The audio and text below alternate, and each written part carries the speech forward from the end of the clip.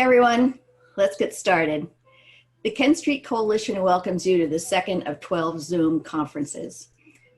Thanks to all of you for joining, especially those who are running for the House for the first time. We salute you, and we will do all we can to support you next January. There are many sitting state reps on the Zoom tonight, and a shout out to all of you. If you're a state rep, do you mind raising your hand? I'll give the count in a minute. And I see a couple that will be panelists in the coming weeks. For instance, I see Lucy Weber, Catherine Rogers, Connie Lane. Before we get started, let me just tell you that our next meeting after this one is a week from Tuesday. That's August 4th at 6 o'clock. And that topic will be immigration, and the panelists will be Latha Manjapudi, who represents Hillsborough 35, which is Nashua, and Evis Castillo, the director of New Hampshire Alliance for Immigrants. So we're about to post suggestions for viewing the Zoom in the chat room. And remember that we encourage your questions. Please ask them in the chat. Now I'll turn it over to Rob Werner. Oh, no. Thank you, Gale. And I'm glad to be with everyone this evening. I'm Rob Werner. I'm the state director for the League of Conservation Voters in New Hampshire. As many of you know, I also serve on the City Council in Concord, and I chair our Energy and Environment Advisory Committee. So I'm going to start off tonight by giving a little bit of an overview as to where we are, what's the landscape with climate and clean energy, both a little nationally and how that relates here to New Hampshire. But first, I'd like to say a little bit about LCV, League of Conservation Voters. So we're very proud this year to be celebrating our 50th anniversary. League of Conservation Voters was one of the original organizations that convened the first Earth Day in 1970. And we've been around since that time, and we've grown quite a bit. Here in New Hampshire, we've had a full-time staff of about 10 or so for quite a while. We've built a very robust field program. Our mission really is to build political power, hold elected officials accountable for environmental issues and climate issues, and to win elections. The League of Conservation Voters is an organization that does get involved in the political process. We'll be doing that here in New Hampshire in about 3 weeks or so. We'll be shifting into our Green Roots program, our electoral program, in support of our endorsed candidates and to helping, hopefully, many of you be sitting in the legislature next year. It's very important. Obviously, we have done a lot of work with our partners here in New Hampshire and nationally on these issues of climate and environment. And it's, while we have very talented folks in our state capitals around the country that do a lot of advocacy, and certainly in Congress, what's really important at the end of the day is who are the decision makers at all levels of government, whether that be local, state, federal, that are in those seats making those decisions. Because we can talk about all the good policy you want all day long, but if we don't have folks who share our values that are making those decisions and implementing that policy, then we're just not going to make the progress that we really need to make. So I look forward to working with many of you. We have some time to turn things around, but not a lot of time. That's no news to anyone here. But we do have an administration in Washington and some folks here in New Hampshire that are definitely impediments to progress. You know, the federal level, worse than being an impediment to progress, it's really been pretty strongly in the wrong direction, given all the environmental rollbacks we've seen, whether it's basic environmental protections for our air or water, clean car legislation. You know, we were not able to implement the Clean Power Plan that was developed during the Obama administration because of the reversals of the Trump administration. But the good news is that we can point to some promise and some progress. The promise comes from particularly the last few years in polling that strongly shows that the American people are with us in terms of an understanding of climate change, a greater understanding of what they're seeing and the impacts, both here in New Hampshire and nationally, and demanding political leaders to do something about it. Strongly in support of 100% renewable energy and making those investments. Also, while the federal government has been headlong running in the opposite direction of what we need them to do, there's been an awful lot of progress going on in states and municipalities around the country. There's a document that I shared earlier today, and it's called States are laying a roadmap for climate leadership, and they clearly are. And you know, it is a result in terms of elections. Elections matter.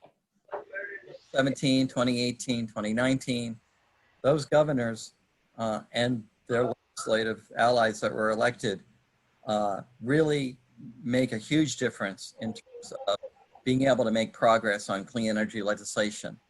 Many states since that time over the last 2 years, 15 states, as a matter of fact, have put forth 100% renewable energy commitments. Look at our neighbor in Maine. You know, for 8 years, we suffered under really poor leadership. And that probably is an understatement in terms of the governor's office. And when Governor Mills came in, along with her strengthened pro-environment majority, look what has happened in Maine. Huge progress in terms of solar, where it was very difficult before. Now that same thing can happen here, but that's in part up to, in terms of making sure that climate and environmental champions are the ones that are sitting in those seats and making those decisions. We also have some hope in terms of national policy and politics, in terms of the plan that Vice President Biden released last week. Biden planned to build a modern, sustainable infrastructure and an equitable clean energy future. $1 billion proposed to be spent in 4 years in these investments in modern infrastructure, auto innovation, carbon-free power industry, energy efficient buildings, sustainable agriculture, innovation in clean energy, environmental justice, 4 million building efficiency retrofits, a goal of 2035 for target date for carbon-free electricity generation, 500,000 electric vehicle charging stations, an economy-wide target to be net zero by 2050, and 40% of these investments to go to underserved frontline and fence line communities. That's really important as well. So there is some hope there. In New Hampshire, you know, we are falling behind. We are well behind our neighbors. We have been for a long time. Our good friend, Representative Moffett, will tell you more about that and how that can change. But we're woefully behind in terms of our neighbors and what they're doing in terms of energy efficiency, our renewable portfolio standard, which creates goals for our utilities to develop renewable energy, and certainly, as we all know, an inability to solve this problem of raising our net metering cap so that we can build larger solar projects and also take advantage of small hydro in a place like Nashua that really is going to have a great effect in terms of environment, but also create economic opportunity and jobs. We're just leaving all this on the table, and our neighbors are eating our lunch as a result of it. This has got to stop. So the importance of state and local action, I don't think can be overemphasized in this environment. But I do hope that come January 2021, you'll have a partner in the federal government that's going to really be in concert with what has been going on here on the local level. So leadership is essential, and that is provided by all of us, not just folks running for office. That is one kind of leadership, and it's an important kind of leadership, but it's that all of us get involved and make sure that we are promoting candidates and supporting local officials and just making noise in terms of what you want, what we demand, and the direction that's so important. There is one thing that I do want to note. There's a Climate Emissions Commission that has been put together. As a matter of fact, Representative Gary Woods is on that commission, as I am. This commission, in the absence of legislative work this year, which is very difficult, will be meeting several times this summer and fall with an aim to putting forth legislation next January that will call for binding carbon emission targets, such as exist in Massachusetts and Maine. So that is an open process. The first meeting is coming up in early August. There'll be several, but I think that it's a good forum by which to develop sound policy that's ambitious. And I hope that we'll have an opportunity to really push that next year. So I want to leave you with all the dire consequences of climate change, and let's not fool ourselves. We look out our windows and see what's going on. We know what's going on in the state and around the country, but we have to have hope. I think that our political leadership, our societal leadership, there is a hopeful aspect of this. You know, solving the climate emergency is the innovation opportunity of the 21st century. Our cleaning up our environment, protecting our planet, creating economic opportunity, promoting and creating jobs that can all fit together. And with that kind of hopeful message, I think we can attract a lot of people to our sides to want us and to help us take the necessary action. And I thank you for inviting me to be part of this discussion tonight. And I'd like to turn it over to Representative Moffett, and he can talk a little bit more specifically in terms of the type of legislation that has been passed and conquered. We do have an obstacle in the governor's office. There's no question about that. And we need to build a strong pro-environment majority that is veto-proof. Let's do that together, and turn it over to Representative Moffett. Thank you. Thank you, Rob, very much. And will somebody let me know if you can't hear me? I'm going to assume that I can be heard unless I hear otherwise. So thank you, Rob, very much. That was a great lead in to what I want to talk about. The remarks I have tonight are really centered around three propositions.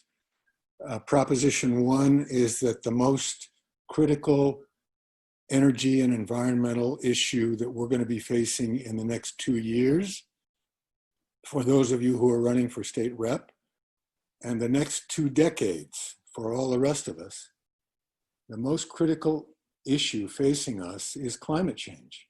And so this panel tonight, although it's styled as environment, is really going to focus on climate change.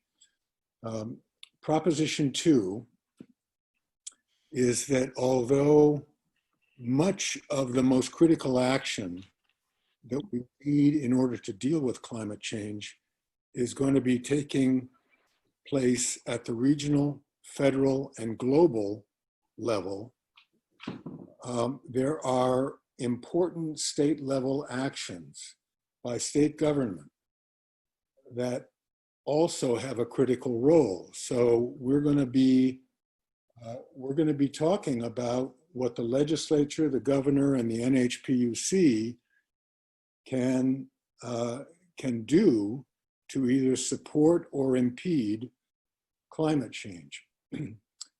And Proposition 3 is going to be the politics of all of this, which Rob has alluded to, and I want to come back to at the end and talk about.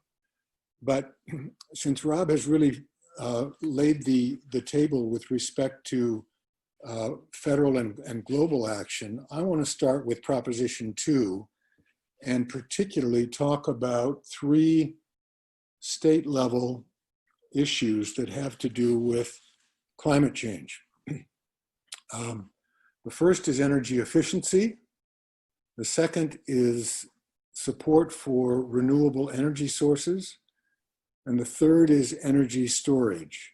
That's not to suggest that there aren't other state level energy issues that we can and should talk about. And maybe we can get into some of those in the question period, but I want to focus on those three issues to start us off. So first, energy efficiency. The reason that's important is that energy efficiency is the cheapest, cleanest unit of energy provided through what we call the negawatt. Not a megawatt with an M, but a negawatt with an N. It's the unit of energy that you don't use, that you don't consume. So you don't have to pay for it. And whether or not it's created by fossil fuels, you are not using it, so you are not fouling the atmosphere. Unfortunately, and Rob alluded to this earlier, unfortunately, New Hampshire is way, way, way behind our neighbors in New England and much of the rest of the country with respect to energy efficiency. We currently rank number 20 among the 50 states in energy efficiency, according to the American Council for an Energy Efficient Economy. We have done some things lately that move us in the right direction. For example, starting at the beginning of 2018, the New Hampshire Public Utilities Commission implemented an energy efficiency resource standard, which essentially sets goals that are measured over 3-year periods and that utilities can use to be compensated for energy efficiency projects that they implement that will cause them to lose money. And that's a good thing. We were one of the last states in New England to take it up. And we won't get the full report for the first 3-year period until the end of 2021. But it's an important first step. Unfortunately, in my view, there's a problem in that our New Hampshire energy efficiency programs are run by our state retail electric utilities, who make most of their money by selling energy, not reducing it. And so until we can get real decoupling between the energy efficiency efforts that are made and the revenue of our retail electric utilities, we're not really going to have an incentive for going all out on energy efficiency. It happens that the rest of our New England states, as I said, are way ahead of us. I think Massachusetts, Connecticut, Rhode Island, and Vermont are in the top 10, actually literally the top 6, but we're down at number 20. And that's partly a result of funding, and it's partly a result of the fact that it's our retail electric utilities who want to sell energy that are responsible for our core energy efficiency programs. I'll mention one bill that was in the legislature this year. It's HB 1496. That would have taken RGGI funds that would otherwise be allocated to residential ratepayers and dedicate them to sustainable energy efficiency projects for low-income people through the PUC. It was passed. It's been vetoed, like most of the other energy efficiency bills that have come through lately.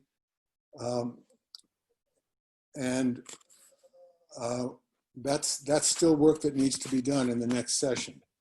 So that's energy efficiency. Secondly, support for renewable energy sources. And again, here, New Hampshire actually lags all of our other New England states in supporting the development of renewable energy sources. Our penetration for solar power in New Hampshire, meaning the percentage of the energy that we produce as a state that comes from solar power, is right around 1%. In Massachusetts, by comparison, that figure is about 12%. In Vermont, it's like 7 or 8%. Connecticut, 6%. We just have not been willing. We haven't had the political will to devote resources on the scale that is necessary to really promote renewable energy resources. And the reason that's important is obvious. Until we can get away from fossil fuels by using energy that is created by the sun, the wind, water, geothermal, all those kinds of natural sources, until we can get away from fossil fuels and create more of our energy from renewables, we're not going to have a prayer of solving the climate crisis and getting to the clean environment that we all want. Some examples of that. Most of you are familiar with New Hampshire's renewable portfolio standards. We have been completely unable to raise the targets for our renewable portfolio standards after the year 2025. It zeroes out, it flattens out in 2025 at 25%. And it's not raised after that. So we can't get to 30% renewables, much less 50% renewables, much less closer to 100% renewables, until we can raise the targets for those renewable portfolio standards. But every single time the legislature has passed it in the last few years, the governor has vetoed it. Why? Well, he will tell you it's because he's concerned about costs. And that's the only criterion that he uses to measure the value of energy sources. He's not giving any attention at all to clean energy. And he's going to keep vetoing those until we get a change in the state's politics. Some of you know that I've spent most of my time in the Science, Technology, and Energy Committee over the last couple of years to net metering. And I'm not going to say a lot about that tonight. It's complex. All I will say is that the governor has vetoed 3 of those bills in the last 3 years. And he's vetoed another one in this session. The Senate has overridden that veto. It's on Senate Bill 159, but the House will be coming back in September to try to override the veto of Senate Bill 159, along with a number of other important bills that Governor Sununu has vetoed. I was going to say a little bit about the New England Ratepayers Association petition that was filed at FERC in April. I don't think I will because we'd get into the weeds too quickly, although I'll be happy to try to answer questions about that if they come up in the question and answer period. I want to mention one other net metering bill that did come through the legislature and was actually signed by the governor last week, and that is SB 166. It didn't get a lot of attention.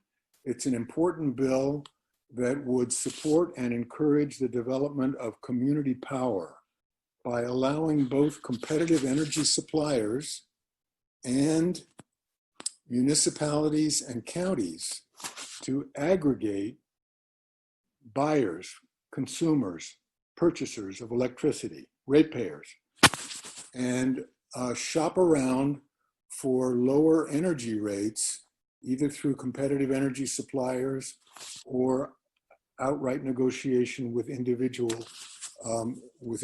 suppliers. So that's an important bill. And one of the reasons it's important, frankly, is because it introduces into state law for the first time the notion that net metering results in load reduction. That is, it results in a reduction of the wholesale load that would otherwise have to be supplied to ratepayers by your local retail electric utility. That's critical because there are people that are trying to get net metering priced at the lowest possible rate, the wholesale rate. And in fact, net metering really only deals with retail electric supply. I think I should leave it there for now. I'll just say one other thing about renewable energy sources, and that is distributed energy resources. That's a technical term, but really it means any renewable energy source of less than 5 megawatts that could qualify for net metering rates, that is located anywhere on distribution networks around the state. I want to quickly switch now to the third topic. And these are all topics that we've been talking about in science, technology, and energy the last 2 years. That's energy storage. There's some good news to report there. The legislature passed in this last term, the 2020 term, and the governor has signed HB 715. That would essentially require the PUC to open up a docket, a 2-year docket, aimed at exploring how New Hampshire can promote energy storage both behind the meter on the individual premises of a retail ratepayer and in front of the meter by retail electric utilities. Why is that important? Well, it's critical because the renewable energy sources that we've been talking about are by their nature intermittent. That is, they can't be dispatched by ISO New England. They can't be called up at the flick of a switch. They're only available when the sun shines or the wind blows or the water runs in the rivers. And so until we get energy storage at grid scale, we are going to be dependent on natural gas as a load following intermediary supplier of marginal energy. And the sooner we can get to grid scale energy storage, the sooner we're going to be able to get away from fossil fuels by ramping up the portion of renewable energy sources that we use to create our energy. Okay, I want to just switch quickly to make one point on Proposition 3, and that is that we have a number of very courageous and well-reasoned Republican members of the House that have supported us on issues like net metering and RPS targets and energy efficiency, but not enough to overcome a governor's veto in the last 2 years. So until we get either a Democratic governor in the State House, in the corner office, or a veto-proof Democratic majority in the House and in the Senate, we are not going to be making the kind of progress we need to make to bring New Hampshire closer to the rest of our New England neighbors in terms of state initiatives to support clean energy. And with that, I think I've talked probably too long already, so I'll turn it back to either Gale. Yeah. Okay, I'll take over here with some questions to share with both of you. Susan Richmond is asking, would a town warrant article like the carbon cashback plan be able to compel the state to action? I'll take that. The answer is yes and no. Yes, in the sense that if we could get town warrant articles in 225 New Hampshire towns calling for carbon pricing or a cashback carbon program, that would put heavy pressure on your state legislature to pass that kind of a program. Absent that kind of grassroots support across the state, there are going to be a number of not just Republican legislators, but a number of Democratic legislators too, who really feel that the initiative for that kind of carbon pricing or carbon cashback should come at the federal level rather than the state level. Okay. And I'll leave it there. Okay, and I'll follow it by Andrew Manaville's question about where we stand on the state's effort to join California and others on the auto emission standards. Yeah. I don't know if that's a Rob question or not. It's probably for me too. Okay. We had a bill, HB 1444, in Science, Technology, and Energy this year. I was a co-sponsor of that bill. The prime sponsor was Rebecca McWilliams from Concord. Mm-hmm. And it passed the House. It had it did not have overwhelming support from the New Hampshire Auto Dealers Association. The governor vetoed it. We will get a chance. No, actually, we won't, because it was killed on June 10th. Yeah, June 10th rather than June 30th. So that bill is dead for this session, but the issue isn't going away, and ST&E will need to take up another bill like that next year.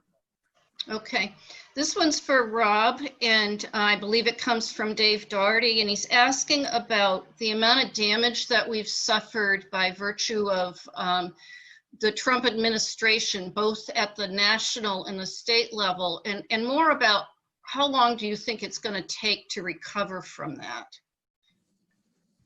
Crystal ball question. Yeah. Well, you know, in as much as our natural environment has suffered and we have, you know, put a lot of pain on it, it is remarkably resilient, and we know that.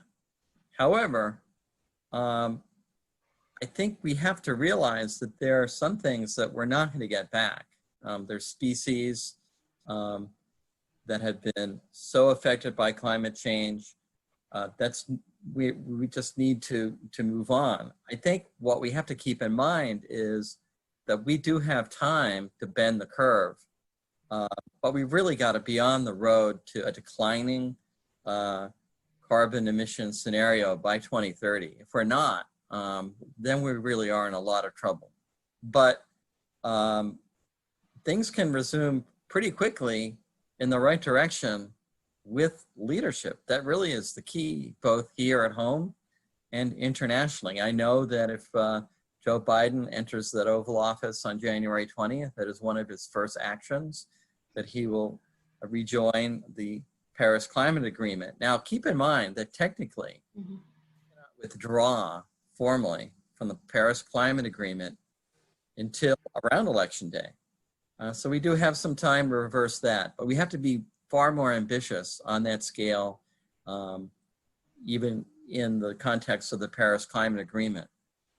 Here at home, the power of the federal government through purchasing and working with state governments through purchasing and setting goals and making those investments can filter through the economy fairly quickly. It's one of the things that we have to take advantage of now, given all our difficulties with COVID-19 and the economic dislocation, this is the time and the opportunity that we have to make these investments and to regain some economic opportunity and growth around these issues, and using this opportunity for needed action as a leverage point to do what we need to be doing with these investments.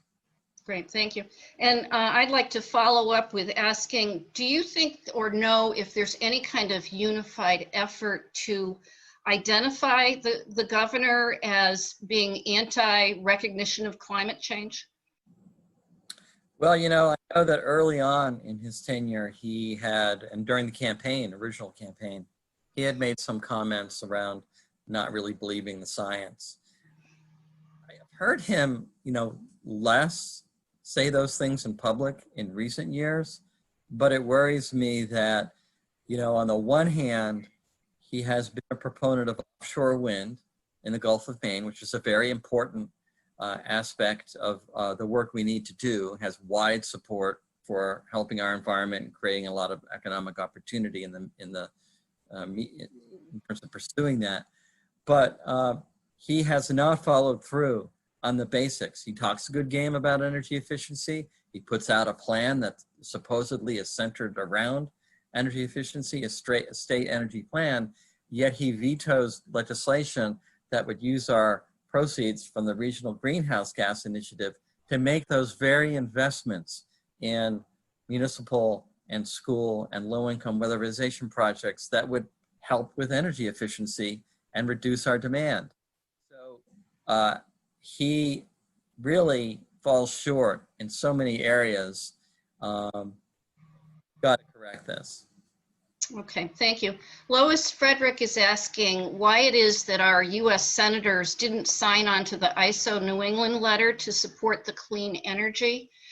Any ideas what's going on there? That's an interesting question. I made a note of that because I will look into that in the morning. I don't have an answer now, but I will get one. Okay, and I think this may be the last question from Joe Shapiro about the retirement system. Is there any effort to look at where their investments are and how they relate to energy sources and such?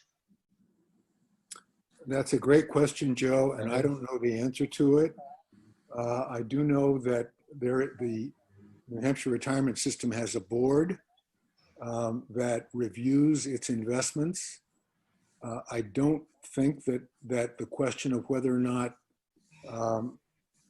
any significant number of those investments are going to fossil fuel companies has been a front of mind issue for the legislature in the last several years. So it's a good question, and you're right to raise it. I think okay. Just a real quick comment. I think the person's on the right track in terms of how can we use our dollars, our investments, not only ourselves, but our public investments as a leverage point and to force action on climate and energy transitions. Okay, thank you very much. There were some other comments in the chat, people sharing some interest and views. I think Rob is also, Rob Claflin has shared with everyone that we record this and that will be available tomorrow through a Zoom link. And we'll also send out some of your information as well to people as they seek it.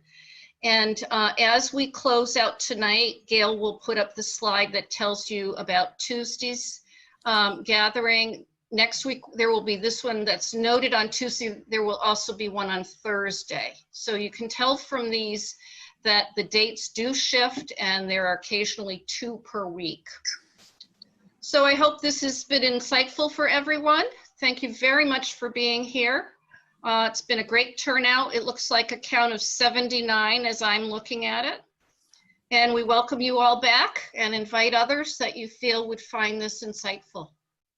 Thanks, folks. Thanks, Zip. Thank you. Have a good evening.